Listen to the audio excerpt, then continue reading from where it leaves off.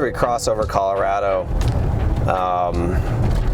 and get out, really east of Colorado is a wasteland for ADUs. But once you get across Colorado and you start getting into Skyland and Clayton and Whittier and all these neighborhoods, we've built 5 or so over the last couple years in here and have a couple other ones, a few other ones in the process. If you drive around the city looking for ADUs, somewhere north of half of them are in this sort of couple mile radius. If people are ever interested in bike touring ADUs, this would be the spot. Have some beers in Rhino and then ride around these neighborhoods. Accessory dwelling units, being a voice in that space in Denver especially.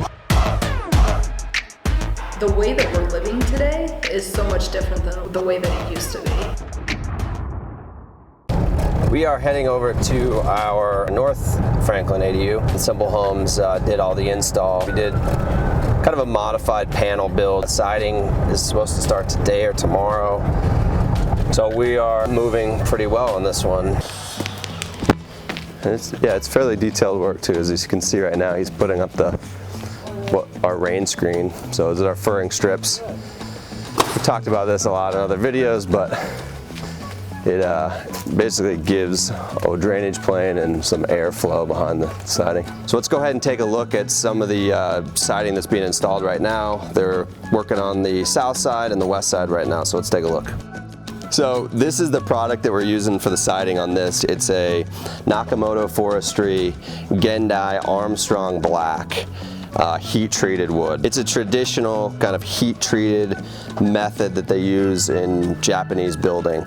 Essentially what it is they burn it, and traditionally they would just leave it.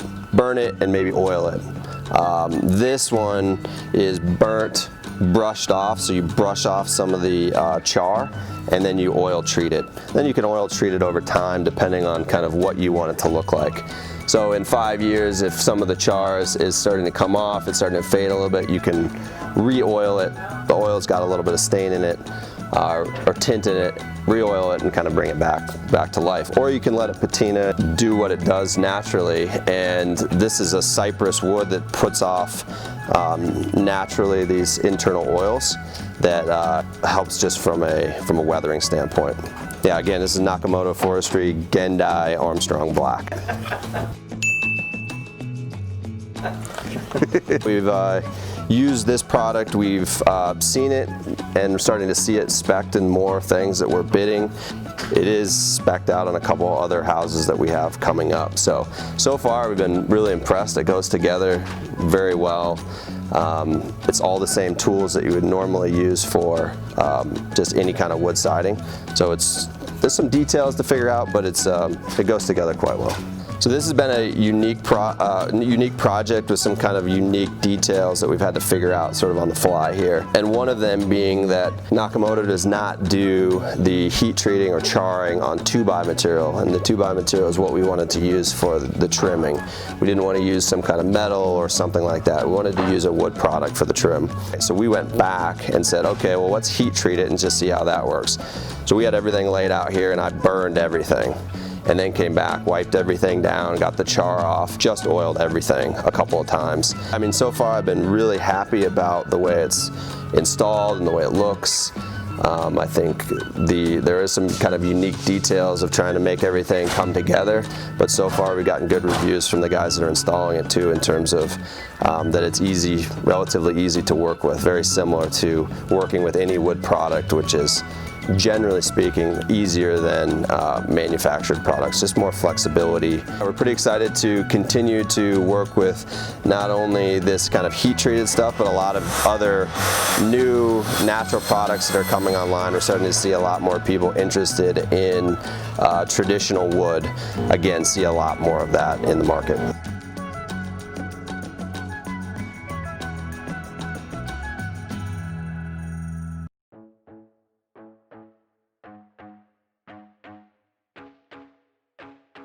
We are heading over to our other Franklin Street ADU. We call our North Franklin ADU. This is a model that we had designed with our partners over at Simple Homes. So we set all the panels in a few days and then did some traditional kind of on-site framing. Again, primarily because we have a giant tree and a bunch of logistical kind of challenges with power lines and stuff, and so it took about 2 weeks to frame. Now we're walked this morning with all the mechanical, electrical, plumbing people. This is more traditional LP siding. Not much unique on this one in terms of materials that we're using. We'll take a walk around it. It's a pretty big ADU, and it's an ADU that we're going to offer as a model. These neighborhoods are interesting too because there's a pretty diverse housing stock. There's this talk a lot about the missing middle and that type of thing, duplexes, triplexes, fourplexes, and a neighborhood like this actually has a diverse housing stock. So there's single families with ADUs, there's triplexes, fourplexes, all kind of integrated into the same neighborhood. And because of that, you get a little bit more density, there's more walkable services, stuff like that. So these neighborhoods are pretty cool.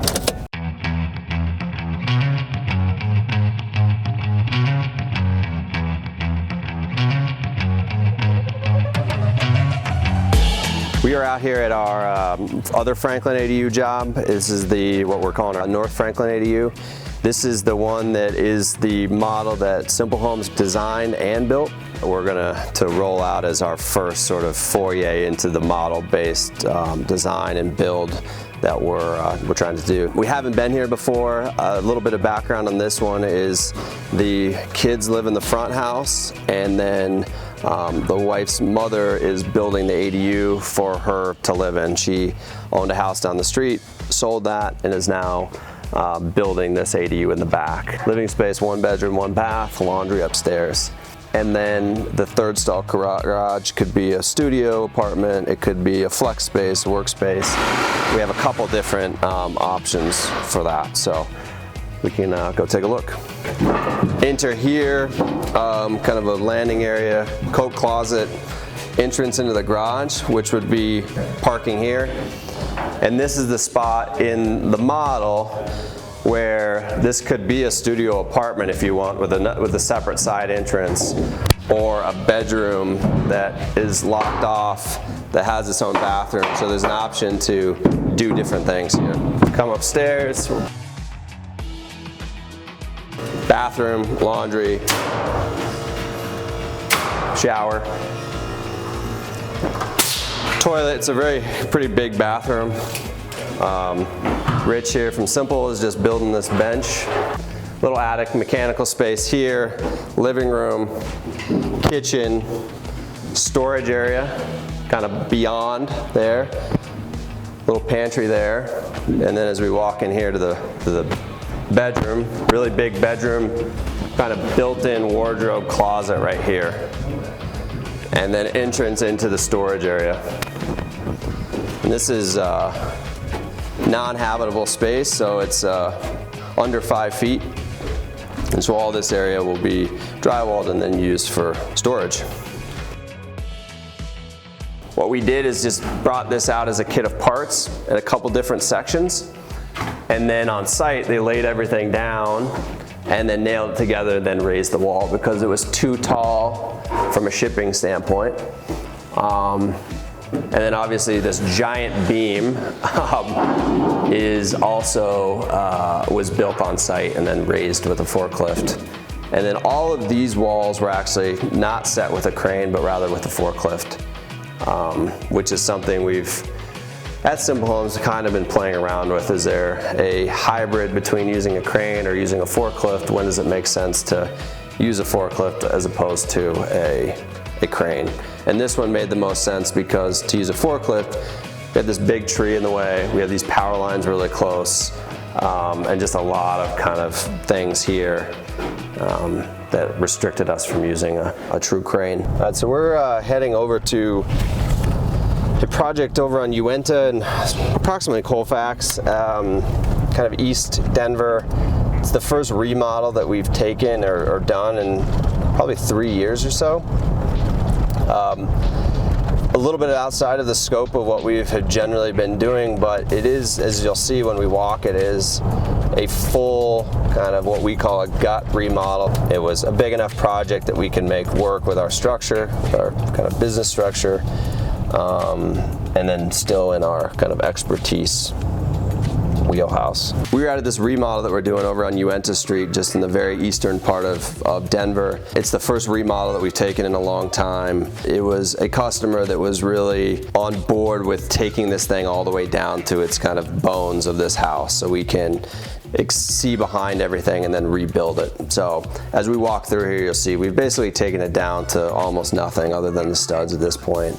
I think this was something that we're trying to diversify just a little bit in the times of uncertainty, and really this is the closest that a remodel gets to a new construction project, because really, again, we're taking this whole thing down to its skeleton and then rebuilding it. As we walk through here, there's some asbestos abatement that needs to get done, so that's the part that has not been demoed.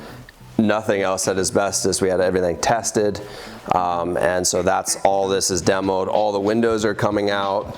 Bedroom kind of master will stay there. There would be a bathroom sort of in the middle here. We are probably going to take out the chimney because we don't need that. This wall comes out, kind of opens up into a kitchen. Replace all these windows, new deck out the back, and then we will go ahead and take this door out and re-brick that.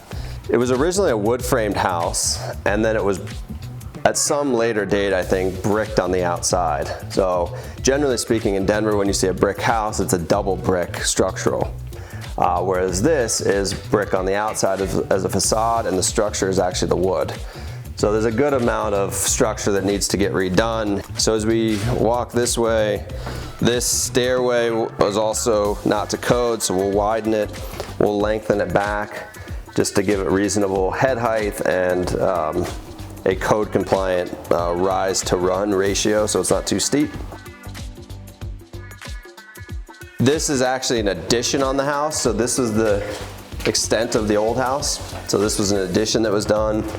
For some reason, they held this floor up quite a bit, so we did a little bit of excavation here to see how far the foundation went down. So we're actually going to lower this floor by about 7 inches. The engineer has said that because the footer here is so thick, we can actually push this floor down about 7 inches. And we're only about 6'5" or so in here, so it'll give us a little over 7 feet, which is still tight, but not bad for an old basement. We'll replace a bunch of this structure, recess these beams.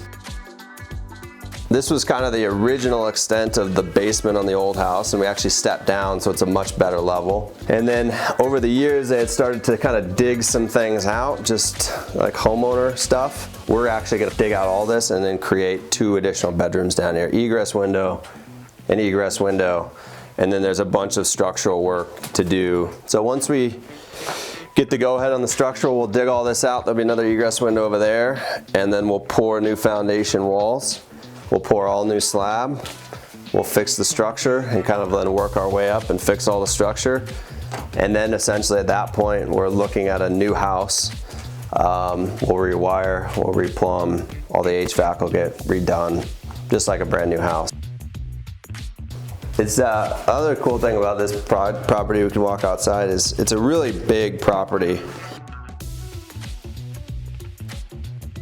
Most of the lots we build on in the city are 25 or 50 feet wide, 37.5 sometimes, and this is 100 feet wide. So in terms of logistics, is much easier than what we normally deal with.